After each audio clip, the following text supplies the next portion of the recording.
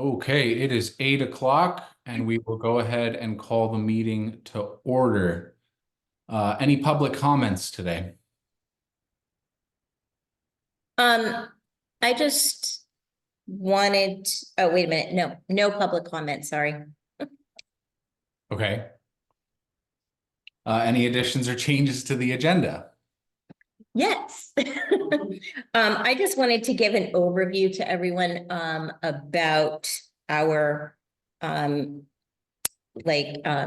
1% local option tax funds, as well as the meals and rooms and sales tax use. So, I'll just do that under Wilmington updates. Is that okay? Yeah, or we can do There's it. already an economic data reporting agenda. Oh, there item. is? Okay. Okay, great. Sorry, because I didn't have it the last time, so. Gotcha. Okay. Any other additions or changes to the agenda? Awesome. Can I have a motion to approve the minutes from the July 11th meeting? Motion to approve the minutes. Heidi? I'll second. Gretchen seconds. Any comment? All in favor? Aye. All right. We will hop into housing committee. So we still haven't met in a little while, but some exciting updates. Dover approved the accessory dwelling unit program in the amount of $50,000. So at $10,000 a unit, we have the potential to create 5 long-term housing units. You know, starting small, but hopefully it'll make an impact, and we'll see that program you know, get some more long-term housing for our workforce. Gretchen and I did meet on that, getting the documents together now, so we'll have those together shortly to discuss with the housing committee and also you know, with you guys.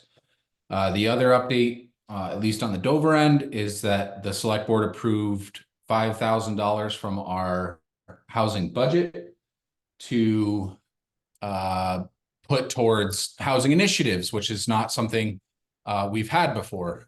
So we'll use that money for, you know, incentivizing people to come to our landlord support group and other initiatives that we have going on in the housing committee. So pretty excited about that. Gretchen, Wilmington approved the ADU program as well. And I don't know that they've discussed additional funding down there yet. Is that correct, Gretchen? No, I got bumped from the last agenda because they didn't have room.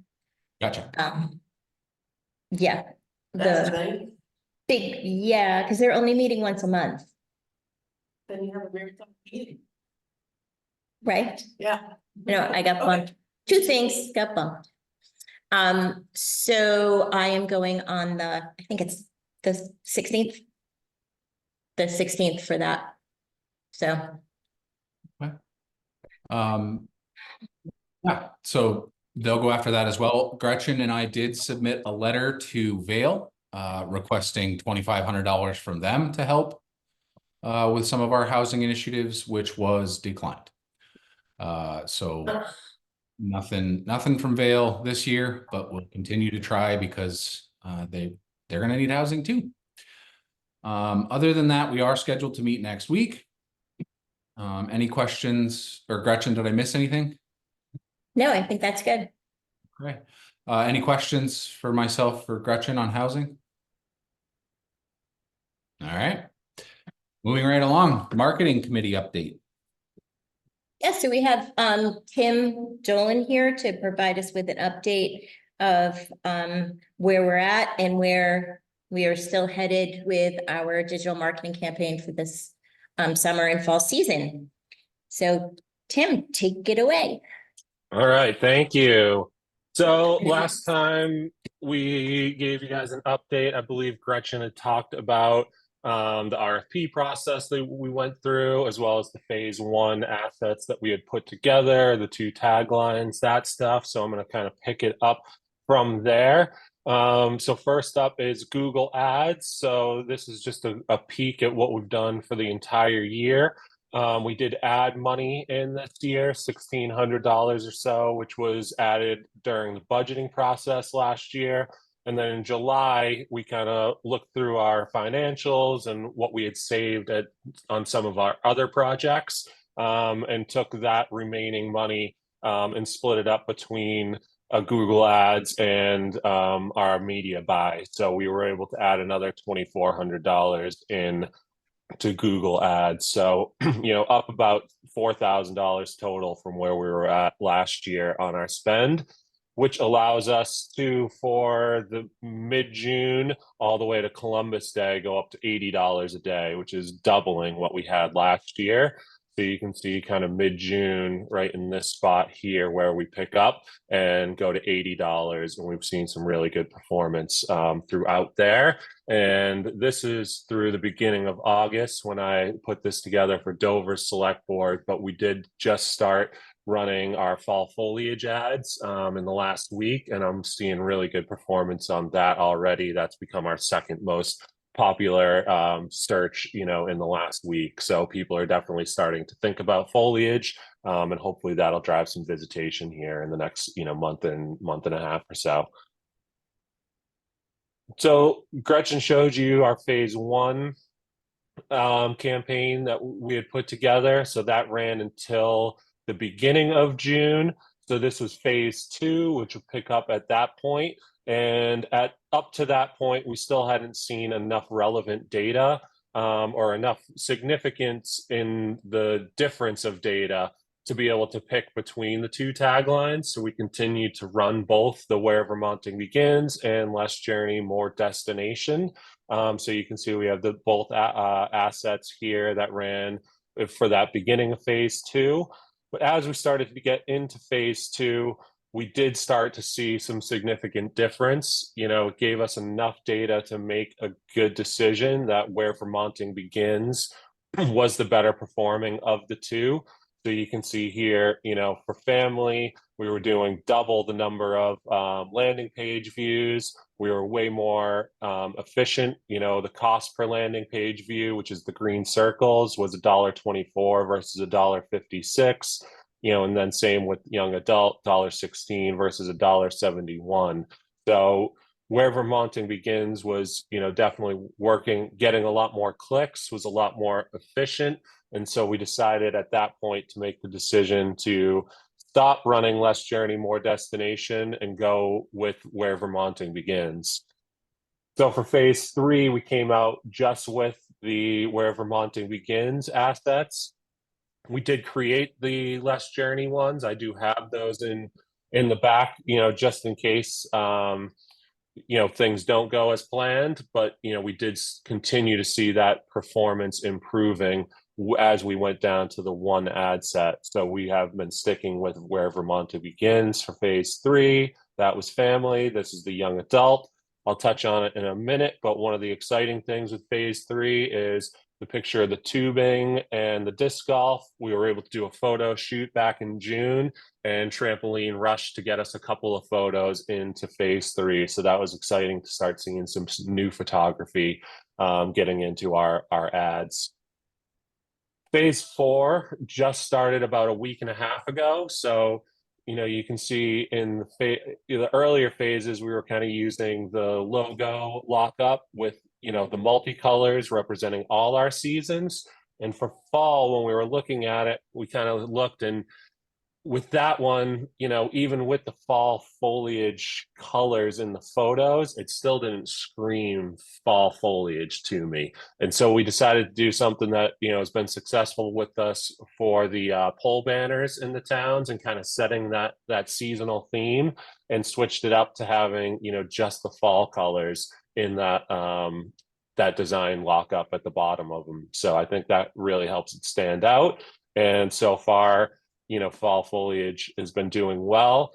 Last year, we did a hard stop between phase 3 and 4, and this year we're blending a little bit more to help with performance and make sure that we don't see, a huge drop off.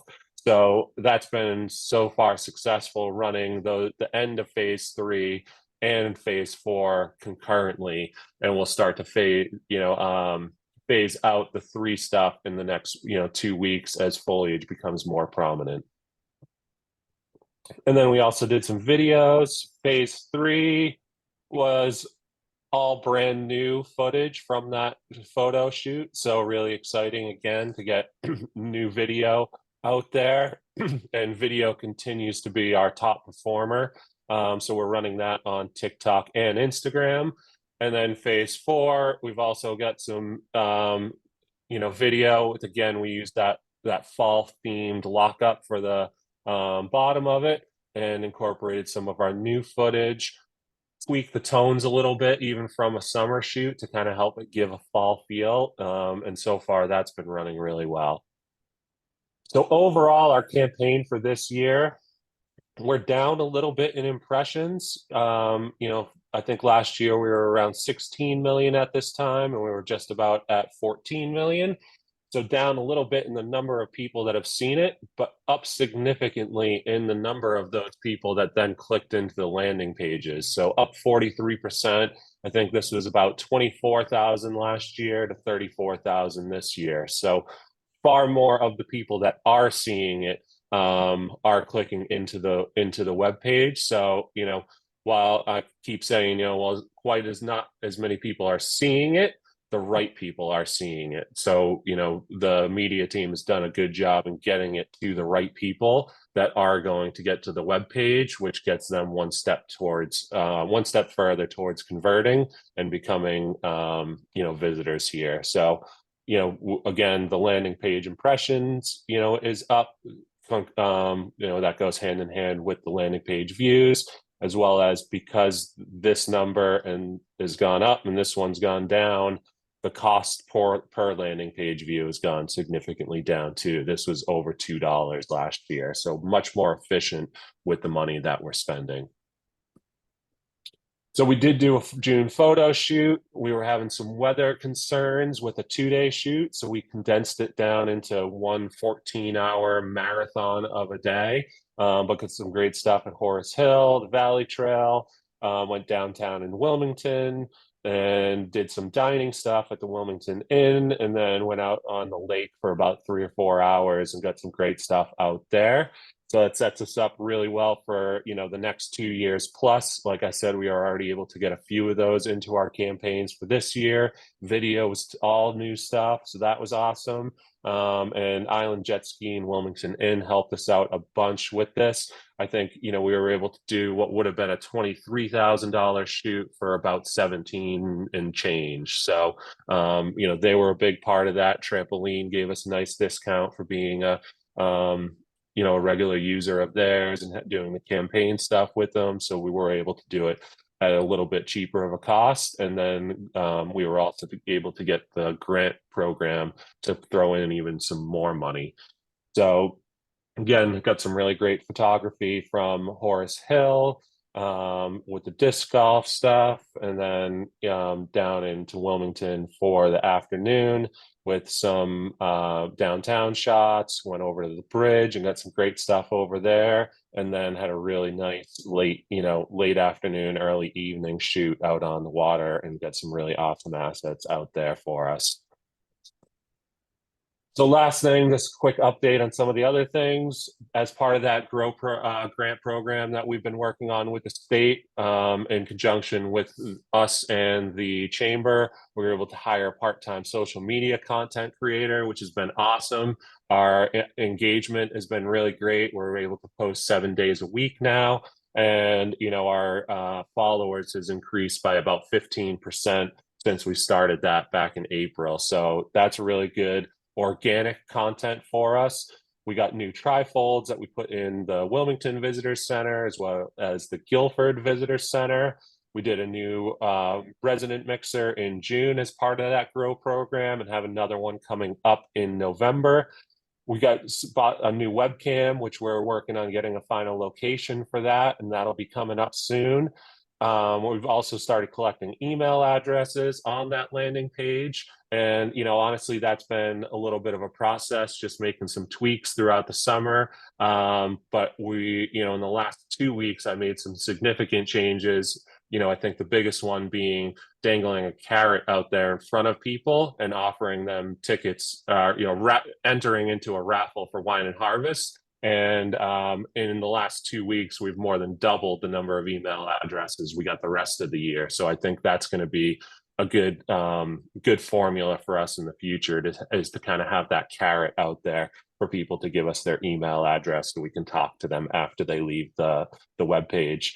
And then we just finished a video campaign that was for employees that focused on that GROW program and how they can help out, being, hosts in conjunction with BDCC, and then also just about our social media and, getting more of the word out there. So we had over 17 businesses participated in that and had over 100 employees that were able to see it. So really good numbers on that, and really awesome feedback that we received from all the businesses on that program. So that's everything I had. Anybody have any questions? So All right, you guys are easy. So the people that, so you said Ski Home Realty won the package for. Yep, Ski Home Realty won. Bethany, myself, and our new content creator did a raffle drawing on Monday, and so Ski Home Realty won. And they've already been in touch with Joe. So big thanks again at Island Jet Ski for helping us in that program. But Ski Home Realty will be going out for a fall foliage tour out on the lake, and we'll get them some food from somewhere in Dover or Wilmington, wherever they choose to get it from.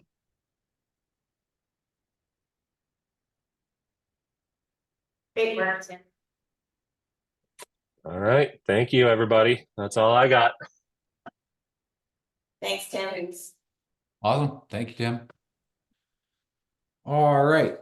Moving right along. Economic data reporting. So we received a payment on August 6th. And if I can here, look at that. That would be this payment right here. Obviously quite a bit down over the past 2 years.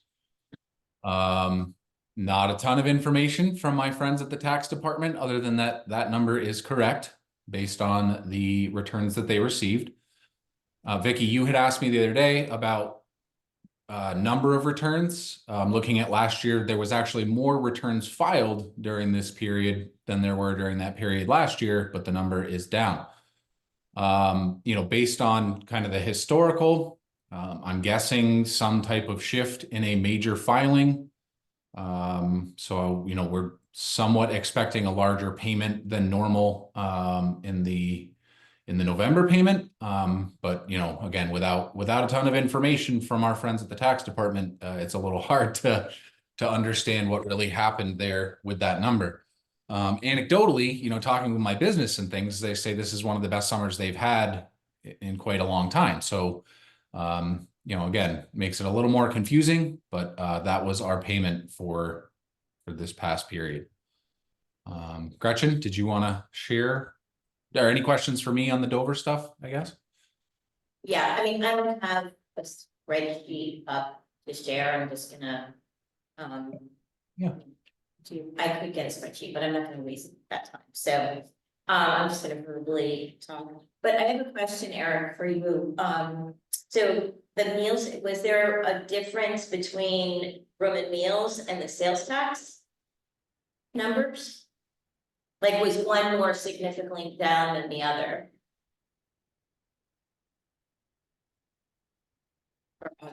Shannon has my printouts. I don't have those right in front of me. We have the spreadsheet, so she's gonna help me out.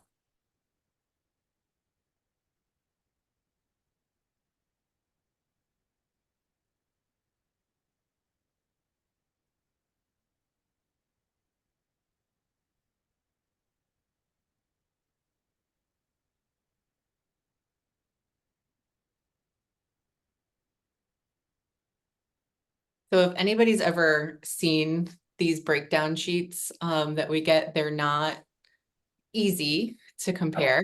But this is why I keep them printed, because it's so interesting to look at. So we had more returns in both kinds of tax, but the numbers went down. But if you look at 2024, so this payment versus last year's,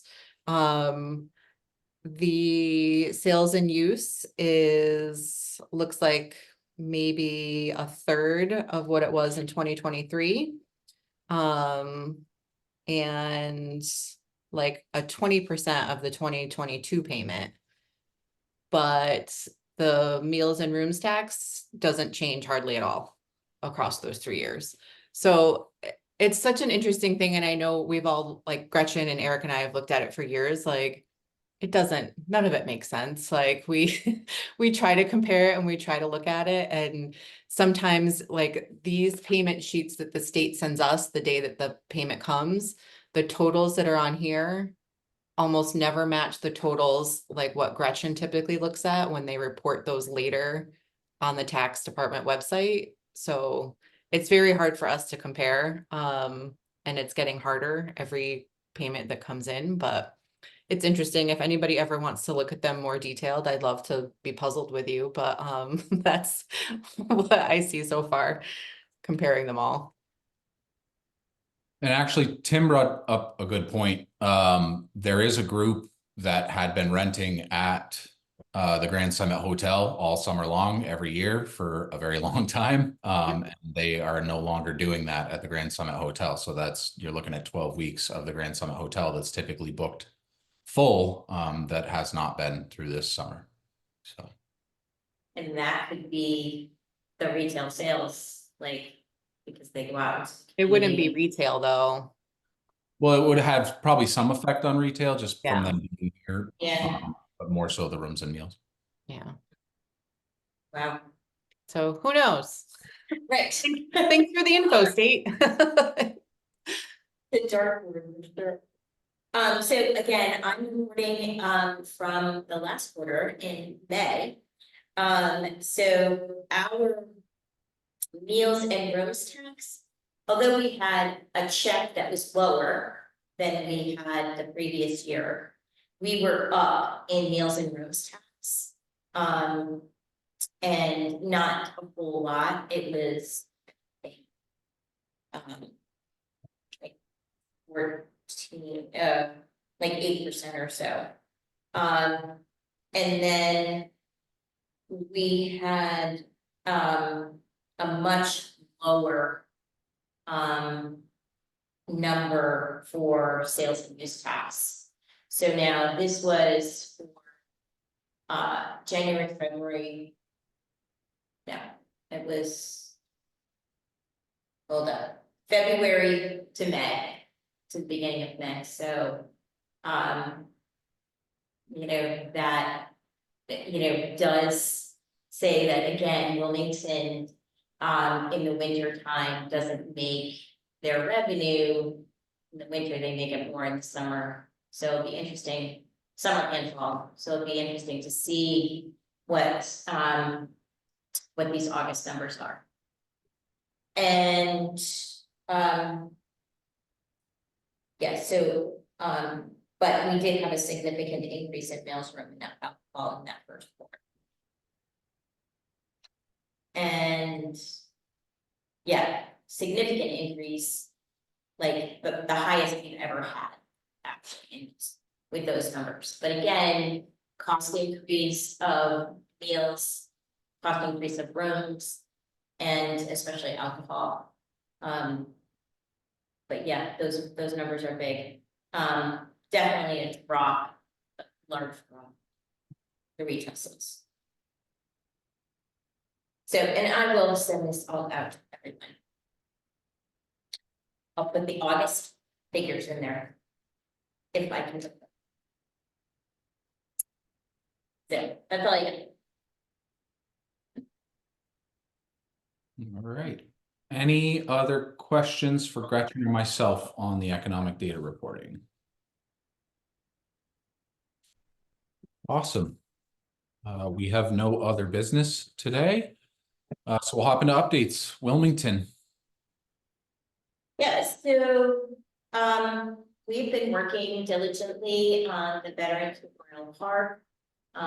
We have a couple of grants that will be going out, this fall, for more funding, but we did do an appeal letter and recently, and that has already turned, some donations in, so, which is great. So hopefully we'll get that built. We got we're looking at 230,000, and that was a quote years ago, so we're probably looking at a larger number, especially for the monument pieces. So, we did put out a facade improvement grant. Wilmington Works is really taking the lead on that. We had 15 applications.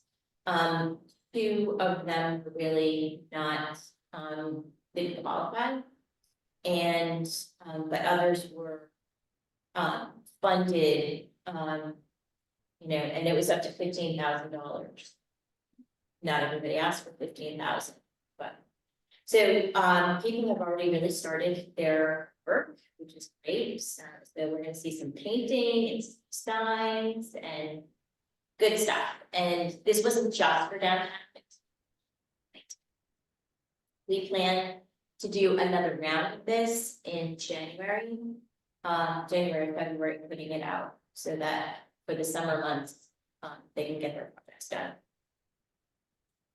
And Wilmington Works is also launching another business plan competition, which opens on September 27th. So more to come on that. Wilmington Works also partnered with the BDCC on the GROW grant funding. This is for to keep our residents here and to welcome new residents. We've had we were funded for 3 events. We had a one in what was that? I think August, the beginning of August. For yoga in the park, and then we went for smoothies at Green Mountain Squeeze. And our next one is on Sunday, and that is a historic walking tour of Wilmington. That's at 1 o'clock, if anybody would like to join us. And then we are planning another one in a hike in October. So they are, so the last one we had was really not what we did. But I think that it's important for the people that do come, it's kind of like a nice thing to like having a small group and people really being able to ask those, questions about, where to purchase things, learning about the valley, all of those kind of things. So it's really important.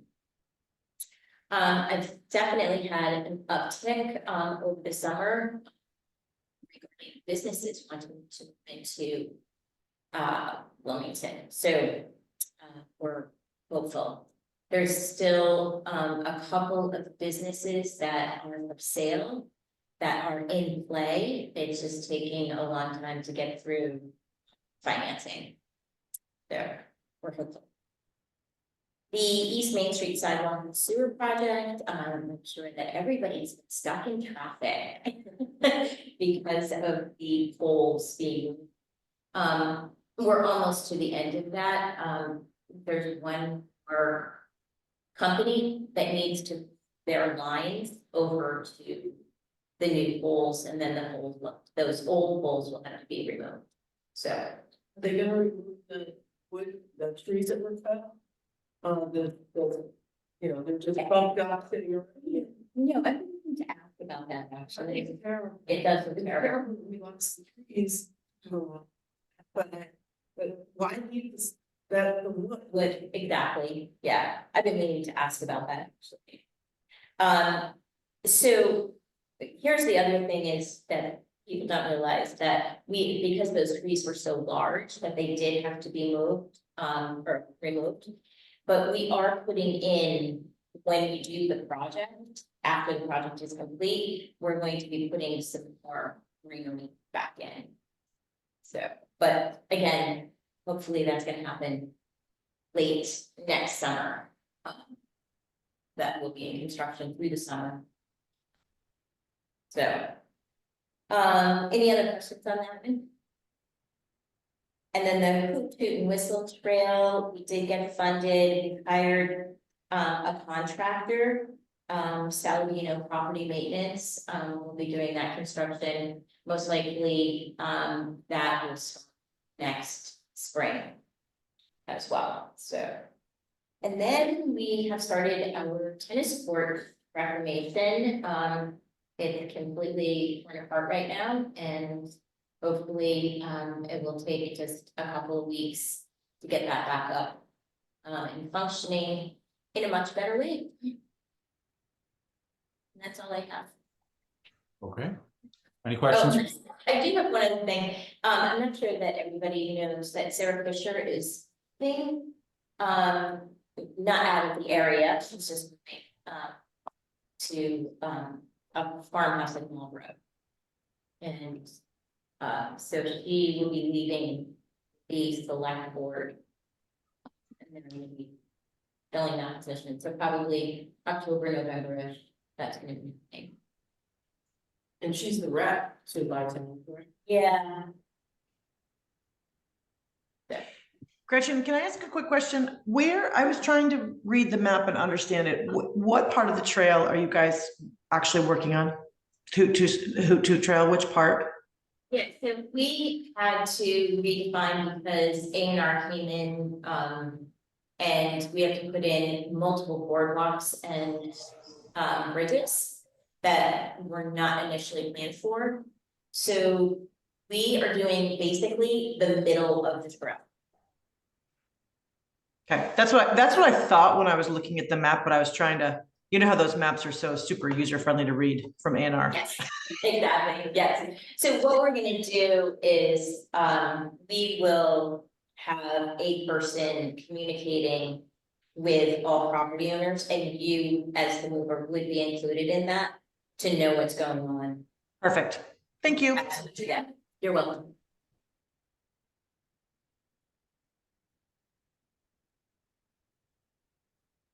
All right, thank you, Gretchen. Vicky, do you want to start for Dover? Sure, I'll be brief. We've entered a purchase and sale agreement to buy a fire truck. It will be delivered in 2+ years, so excited about that. It's been a while. And we're busy with all kinds of stuff. The big thing is have created a water task force. We will be creating a committee that will look into creating a water system in town. Not just Westover potentially. We have put $70,000 economic development money into dedicated to a feasibility study, updating the one from 2010, and seeing where we're at. We're gonna be looking for public buy-in from the entire town.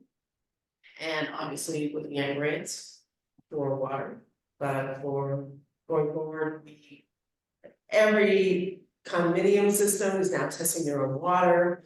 The redundancies we have in terms of doing the same thing over and over again. We have no storage. All these things are going to be looked at, and so we're hoping to gain approval from a diverse group of people, and it's going to be a big lift. So we're looking forward to that. Who's your engineer? Yeah. They're the ones, the guy who did the original one in 2010, the lead on that, he's so that's why we're using the same, because we have a old plans. Right, yeah, makes sense. And those old plans, we did get a grant for. We couldn't sell it we paid the grant back, so it was pretty, yeah, so. That's At least fine. maybe we're using it again, or it helps. Right.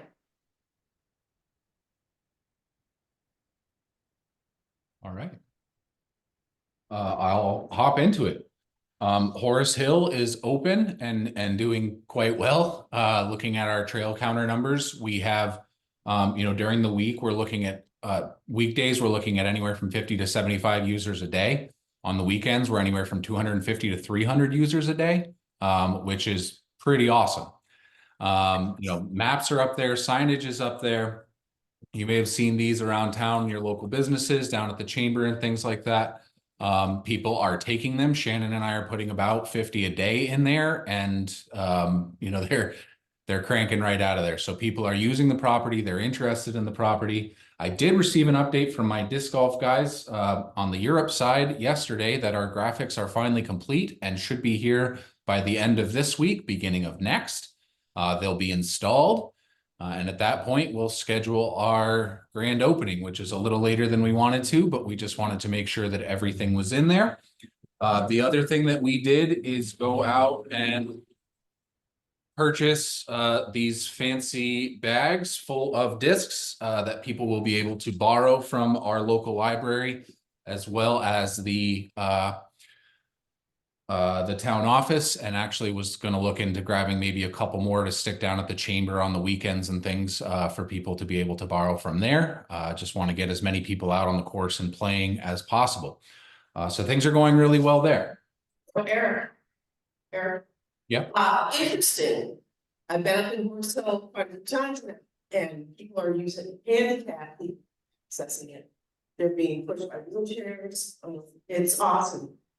Wow, we didn't have access prior to this, so the boardwalk is a big hit, so if you can get a place where they can access it, people will go in. So that, we wanted a handicap accessible option, obviously they found it. So. That's great. Yeah, like I said, the usage numbers, I mean, I knew people were going to use it, but I'm very excited to see that, even without doing the grand opening, we've done a little bit of advertising and things to this point. Obviously, we'll ramp that up more once we have it fully completed with the disc golf stuff, but people know about it. People are using it. And, if I drive by in the morning, the parking lot's full of people who are out there getting a bike in before work. And it's really awesome to see. So excited about that.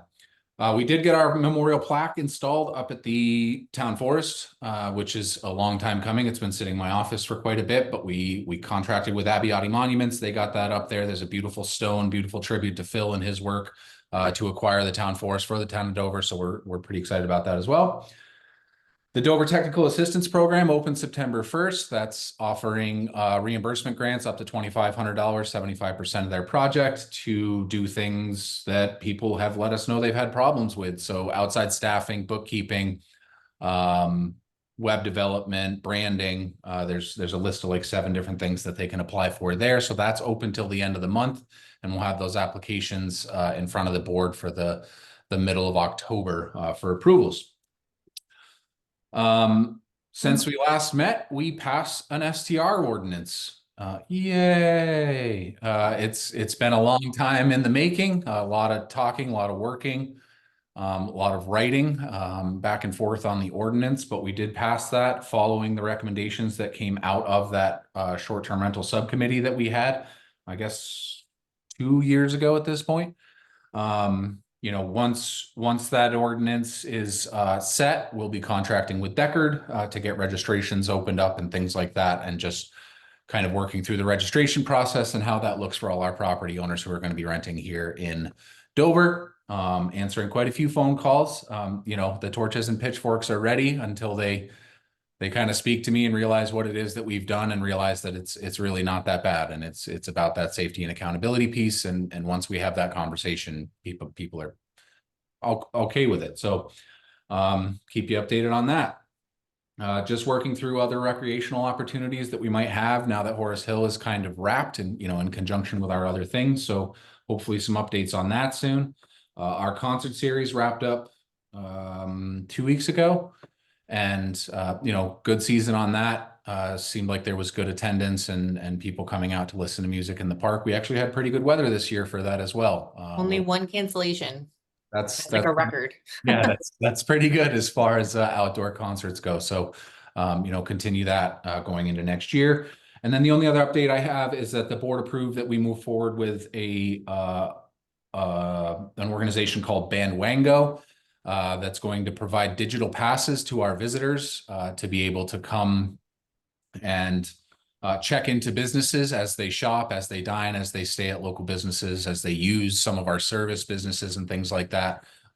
It also provides us an opportunity to provide passes for our locals during kind of the slower times of the year to try to help them get out and enjoy the businesses as well. So we had a kickoff meeting with them the other day. We're actually have a meeting after this to talk about what our first passes are going to look like and what kind of prizes we're going to be offering.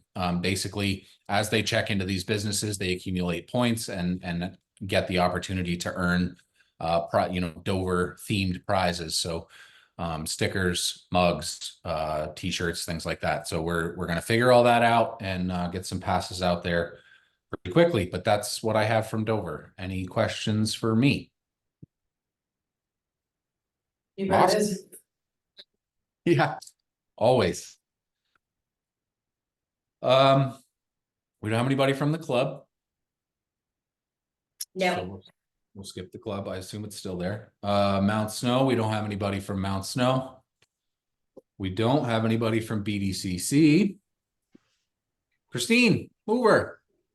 How is everybody this morning?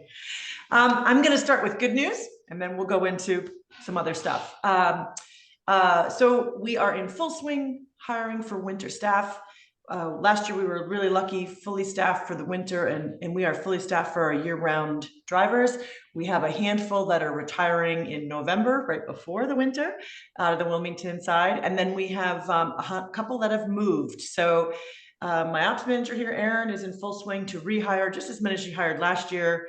So if you know anybody looking to get their CDL and wants to drive for us, please send them our way. All in all, though, across the board, we've increased our capacity of drivers quite a bit. We had some pretty good strains for a few months at the end of last year with our demand response, our medical trips. We have added to that capacity with some smaller sedan cars. You'll see them driving around with little round mover stickers on the side, trying to fill the void of lack of volunteer drivers, and it's done very well. So that's all really good stuff. We're really excited about that. I wanted to let Bethany know that I got the numbers from the fireworks. We were up 210 riders from last year to this year. So about a 20% jump. So it was nice to see 25%. So kudos, yay. It was a successful one. Hopefully that keeps going on the up and up as the years go on. We like to see it kind of get back to what it used to be. It was pretty cool. Now I'm going to swing into what I'm sure everybody read in the Reformer and was all over social media. We have had for FY25 this current year, there's a real hard stop basically from the state for funding. Grant funding is extremely tight this year, much more tight than it was even pre-COVID. And we have had to kind of really step back, as we all know that the cost of business increases, right? So the cost of business increases, but your income doesn't. So you got to figure out how you're going to make that work. We've had to take a pretty hard look at a lot of routes. This is the one that seems to have gotten the most exposure, but we have made some route changes to a couple of commuter routes that go up to Dartmouth Hitchcock. We've made some route changes in Brattleboro. So this particular route change, the latest one, was just for the off-season evening hours of the Moover that runs up and down Route 100 for Fridays and Saturday evenings.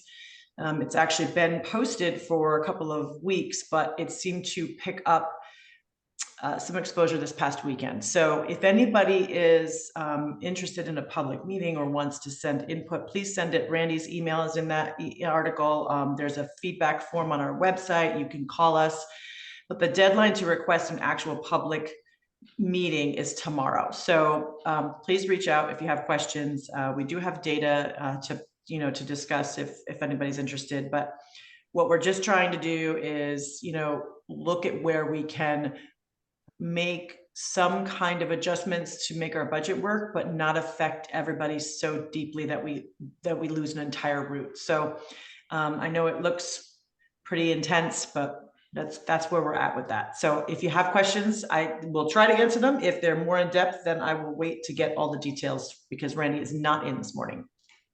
And that's where we're at with that. Christine, what are the hours gonna be? So all we're doing is removing the Friday and Saturday from 6 p.m. to 11 p.m. in the off season. So the winter is going to stay the same. You're going to have from 6 a.m. and 7 a.m. to 11 p.m. every day during the winter season, because that's our biggest push. But we're saying we're calling the shoulder swing is spring, summer, fall. We would run only Friday and Saturday evenings until 11 o'clock. And the idea right now, or the thought process, is to cut those 2 nights extended hours off. It doesn't mean it's going to be permanent. If funding changes, we can always revisit it. But that's where we're at right now. Thank you. Any other questions for Christine? Thank you, Christine. Bethany at the chamber. Yeah.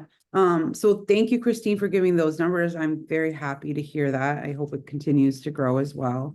Blueberry Festival, just touching on events, wrapped up in the first week of August. I think we had a really solid turnout. The parade and the day in Dover, I thought was wonderful. We had beautiful weather. A lot of fire trucks in the parade, which was nice to see. The kids' fair was really fun. Everyone seemed to have a really nice time. The market went really well.